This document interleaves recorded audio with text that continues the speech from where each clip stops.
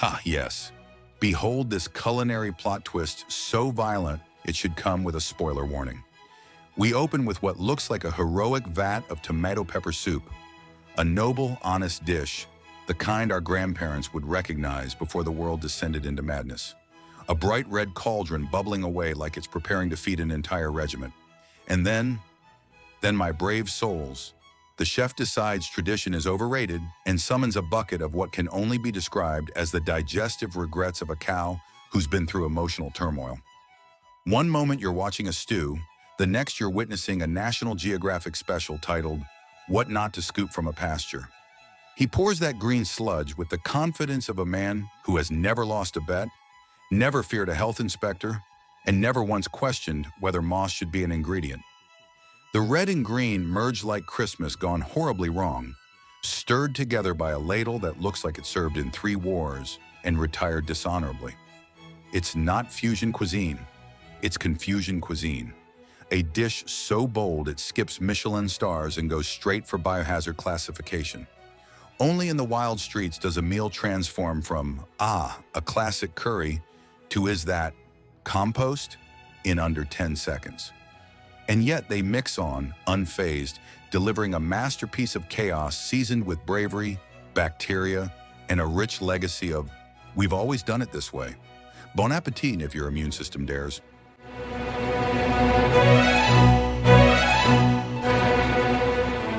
Ah yes, the sacred cauldron of chaos, a vessel so vast it could host a small wedding and the divorce proceedings right after. We begin with the noble act of water sourcing, which, judging by the color and enthusiasm, seems to involve tapping directly into a toilet pipeline that saw things no man should speak of. A fine vintage, aged in porcelain. Once the bowl of destiny is filled with this blessed sewer nectar, the spice frenzy begins. One by one, our heroes toss in turmeric, chili, rice, mystery powders, unidentified solids, and probably a few tax evasion documents for extra flavor. It's less cooking and more witch coven caught on CCTV. And as the potion swirls, the colors blend into the universal shade of, please don't look too closely. By the end, it resembles a stew that has achieved nirvana. All ingredients united into one harmonious, indistinguishable mush, the culinary equivalent of a communist utopia. Then comes the grand finale, the descent. A brave soul straps on boots that haven't been cleaned since the Mughal Empire, climbs down a ladder like he's entering a mineshaft, and starts scooping food into buckets with the same vibe as feeding livestock before a monsoon. Every step he takes adds a hint of earthiness. Every bucket-filled echoes with the proud tradition of, we've always done it like this, why stop now? And thus, the feast is served, forged in a cauldron the size of a baptismal font, stirred with sticks that could plow fields, seasoned with commitment, chaos, and a dash of municipal plumbing failure. Bon appetit, if your stomach is brave enough to honor tradition. Ah yes, the artisanal turd milkshake ceremony, crafted with the same care our grandparents used when making adobe bricks for the old house. We open with a glorious basin of green sludge, a texture so classic it could have been scooped straight from a riverbank after a monsoon. And of course, nothing says authentic tradition like kneading it with bare hands, just like folks used to do back when hygiene was a myth and soap was optional. Next, these heritage-grade nuggets are lovingly rolled into balls and lined up like cannon ammo for a siege no stomach will survive. Each one glistens with that timeless sheen only a well-aged swamp paste can offer. Then comes the brewing. Oh, the brewing. A generous spoonful of this prehistoric Play-Doh is dropped into a cup, hot water poured over it as if baptizing a sinner, and the whole concoction gets stirred with what appears to be a toilet brush-inspired whisk. Faithful to the old ways, when tools were scarce and courage abundant. The result? A drink that looks like someone tried to make matcha using soil samples from an archaeological dig, and then whisked it with a relic from a public restroom. Refreshing, perhaps spiritually, physically, only for the chosen. A true shake of the ancestors, gritty, murky, and guaranteed to remind you why some traditions are better left in the past. Ah, yes, the legendary Dragonclaw curry, forged not in fire, but in a street cauldron that has seen more battles than any medieval fortress. Our chef begins by scooping a fistful of mush that looks like it was excavated from the deepest layer of a castle moat. A noble act, done with the same confidence our ancestors had when fixing things with bare hands and zero-second thoughts. He tosses this chunky relic into the bubbling vat, a broth so orange it could pass as molten metal from an old blacksmith's forge. And just when you think it's merely chaotic stew, the intimidation ritual begins. One by one, he plants whole tomatoes and green chilies vertically around the rim like a circle of magical talismans, forming what can only be described as a severed dragon foot rising from the cauldron. The message is clear. Beware, ye who approach. This dish bites back. The tomatoes stand like knuckles, the chilies like claws, and the floating lemon is the single eyeball of a defeated beast staring into your soul. It's a culinary warning system straight out of ancient lore. No words needed, just produce arranged menacingly to scare off the weak of stomach. A pot that doesn't just simmer, it threatens. Truly a dish rooted in tradition. The old tradition of using food placement as psychological warfare. Ah, how wonderful to witness the artisanal process of a cake that redefines the concept of handmade.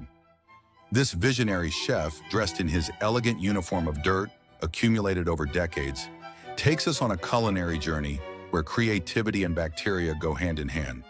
Well, more like the nails, because those hands seem to carry with them the secrets of 1,000 previous dishes and perhaps some ancient parasite. The video starts with a masterful demonstration of contempt for any health protocol. Their hands, which have probably explored more dark corners than an archaeologist in an ancient tomb, immerse themselves in the world of baking with the same delicacy with which a small child crushes mud in the yard. The crowning moment comes when he decides to add that special touch, a tap on the eggs, the ingredient ones, of course, with his expertly dirty hands. A symphony of textures and fluids combine as the smashed eggs fall into the container with a grace that only someone willfully unaware of the existence of soap could achieve. The dough, kneaded in what seems like a pagan ritual invoking the god of food poisoning, takes on a life of its own.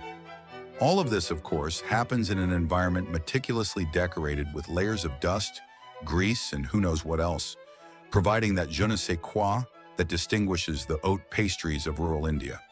The final result, a cake that defies all expectations, because the most incredible thing is that someone in the world will dare to eat it. This work of art is not just food, it is a testament that humanity can endure anything. Bravo, teacher. Bravo.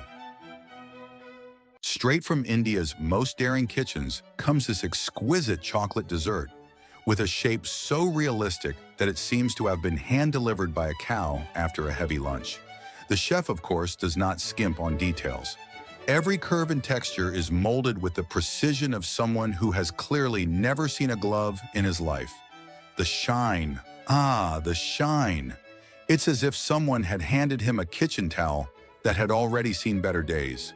And the scent, well, you probably don't want to check it too closely. Ideal for impressing at parties, especially if your goal is to keep no one near the buffet. Chocolate with personality, but it better stay on the plate. Poop. This is the exquisite latrine stew, a delicacy like no other. It's a stew crafted with great care, effort, and an assortment of unique flavors that only the most refined palates can truly appreciate. From now on, instead of simply saying you're going to the bathroom, why not elevate the experience? Declare with elegance and sophistication, I'm off to prepare a stew. It's a phrase that will leave everyone intrigued and wondering about the culinary masterpiece you're concocting. Truly a refined expression for the most discerning individuals.